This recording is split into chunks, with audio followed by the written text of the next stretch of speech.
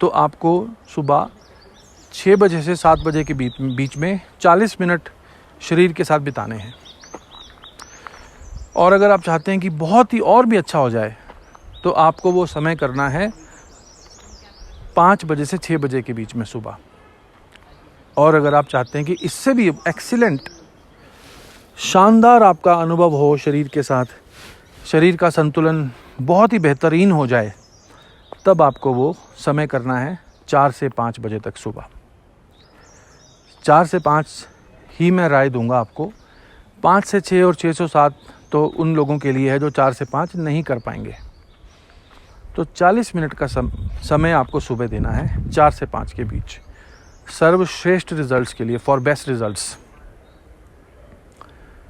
हर दवा के साथ लिखा होता है ना कि इसके बेस्ट रिजल्ट्स आपको तब मिलेंगे जब आप गुनगुने पानी से लेंगे। ऐसे ही शरीर की जो सुबह की जो ट्रीटमेंट है उसका बेस्ट रिजल्ट आपको आएगा यदि आप सुबह 4 से 5 के बीच में 40 मिनट इसको दे देंगे। तो उसमें 2 काम होंगे, 20-20 मिनट के 2 काम होंगे। ये 100% सैकड़ों लोगों पे आजमाई हुई बात मैं आपको बताने जा रहा हूँ। और आपसे मैं अपील करूँगा कि अगर आप में हिम्मत है, अगर आप नई चीज़ों को ट्राई करने में डरते नहीं हो, अगर आप डरने वाले नहीं हो, तो आप इसको ज़रूर कोशिश कीजिएगा। पहले 20 मिनट आपको प्राणिक ब्रीदिंग करनी है। प्राणिक ब्रीदिंग आपको पूरे दिन के लिए ऑक्सीजन का एक्स्ट्रा बूस्टर डोज दे देगा। और प्राणिक ब्रीदिंग में वो ब्रीदिंग नहीं चलेगी जो 5000 साल पहले बनाई गई थी। ये जो आप ब्रीदिंग वगैरह प्राणायाम वगैरह करते हैं, ये सारी जो विधियां हैं ये 5000, 6000, 8000 साल पहले के व्यक्ति के लिए रची गई थी। और वो व्यक्ति पहले से ही काफ़ी संतुलित था। आपको अगर आज से 200 साल पुराना भी कोई व्यक्ति मिल जाए तो आप हैरान हो जाएंगे उसकी ऊर्जा देखकर, उसकी ऊर्जा के बैलेंस को देखकर, उसके मन के संतुलन को, उसके मन की शांति को, उसके माइंड की सेंटर्डनेस को देखकर आप हैरान हो जाएंगे। तो आप सोचिए 5000 साल पहले आदमी कितना सही रहा होगा, कितना संतुलित रहा होगा शरीर से और मन से। तो जो विधि 5000 साल पहले के आदमी को हल्की सी डोज चाहिए थी, हल्का सा डिसबैलेंस था उसके अंदर, वो हल्की सी डोज वाली विधि अगर हमने पकड़ ली तो वो हमारे काम बहुत ज़्यादा नहीं आएगी मित्रों। तो पहले 20 मिनट आपको एक प्राणिक ब्रीदिंग करनी है जो मैं अच्छे से एक्सप्लेन कर पाऊँगा। अगर आप इसकी डिटेल जानना चाहें तो आप मुझे कॉल कर सकते हैं। मुझे आपसे कुछ नहीं चाहिए, मुझे कुछ लेना नहीं है किसी से। मुझे सिर्फ इतना ही है कि मैं सिर्फ उन्हीं लोगों को ये बात समझा पाऊँ जिनको वाकई इसकी चाह है, वाकई इसकी आवश्यकता है। तो मैं अभी फ़िलहाल आपको इसका डेमो इस ऑडियो में तो नहीं दे पाऊँगा, लेकिन आप इसके लिए मुझसे संपर्क कर सकते हैं। सबके लिए खुला निमंत्रण है, हमें आपसे कुछ नहीं चाहिए। ये पहले 20 मिनट हैं।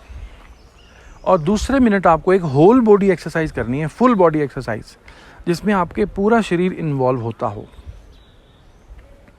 वो क्या होगा वो भी मैं बता सकता हूँ आप लोगों को, जब आप चाहें मैं बता सकता हूँ।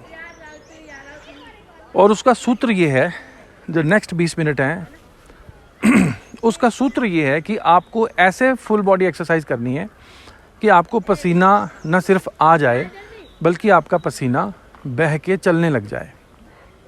पसीना आना काफ़ी नहीं है, पसीना बह के चलना भी काफ़ी ज़रूरी है।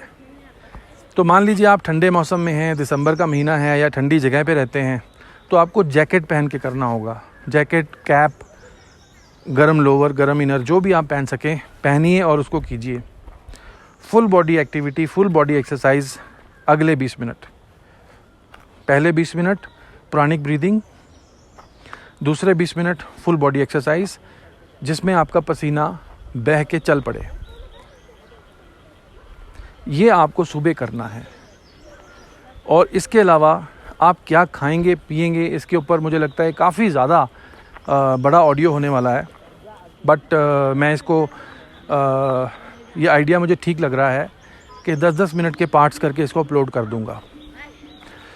आपको क्या खाना है क्या नहीं खाना है वो बताने के लिए आपको डाइटिशियंस उपलब्ध हैं। लेकिन मैं ये ज़रूर बार बार अपील करना चाहूँगा कि आप क्रैश डाइटिंग करके वेट लॉस की तरफ ना जाएं। मेरे मित्र हैं जो चंडीगढ़ में एक डॉक्टर के पास जाते थे, शायद हफ्ते में एक सिटिंग थी या महीने में एक सिटिंग उनको मिलती थी, 2-2.5 हज़ार रुपये दे के आते थे और डॉक्टर ने बड़ा सही सिस्टम बनाया हुआ था। वो सिस्टम ये था यारों कि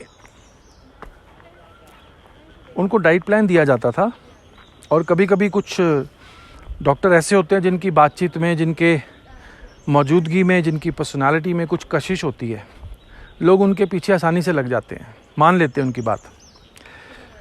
तो उन्होंने जी मेरे सामने 5-6 महीने में 40-40 किलो रिड्यूस कर दिया, 30-30, 40-40 किलो कम कर दिया वज़न। और मैं उनको रोकता रहा कि आप इसको एब्रप्टली कम ना कीजिए, इमीडिएटली कम ना कीजिए, इसको जितना धीमा रखेंगे उतना स्टेबल रहेगा ये। लेकिन डॉक्टर के पास भी स्कीम बड़ी कामयाब है। डॉक्टर की स्कीम क्या है? वो कहता है कि ये हम रिड्यूस ला देंगे आपको, 6 महीने में इसको नीचे ला देंगे, इतना नीचे ला देंगे, गारंटी, मनी बैक गारंटी। और वो नीचे लाना कोई बड़ी बात नहीं है जी।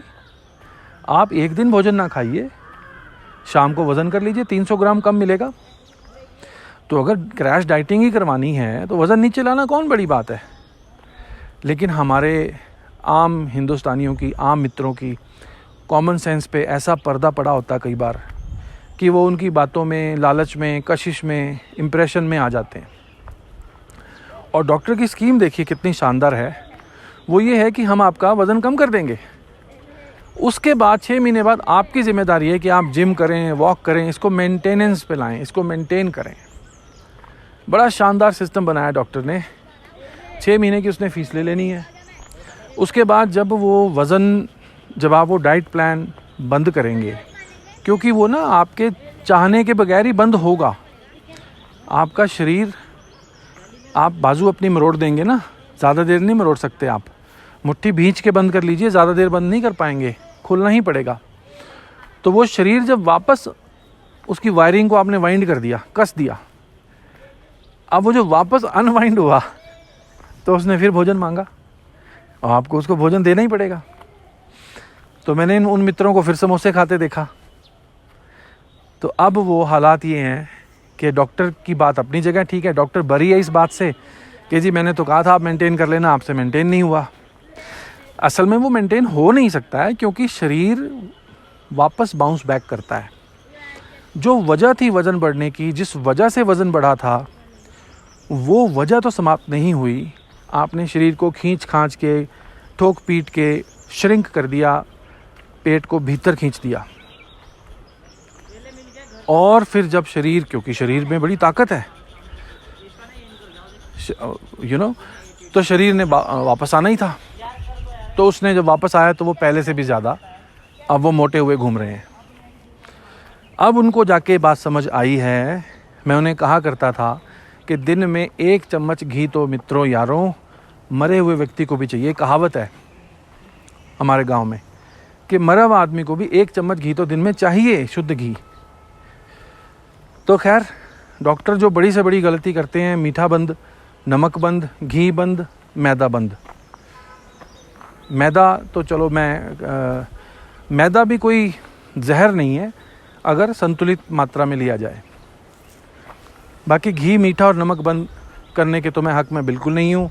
जिनको मीठे का प्रमाण लेना हो वो मेरे साथ मेरे गांव चलें। वहाँ आज भी मज़दूर हैं जो 15 रोटी खाते हैं खेत में काम करने के बाद और आधा किलो गुड़ खा जाते हैं। पूरा मीठा, शुद्ध शुगर होता है, सुक्रोज़।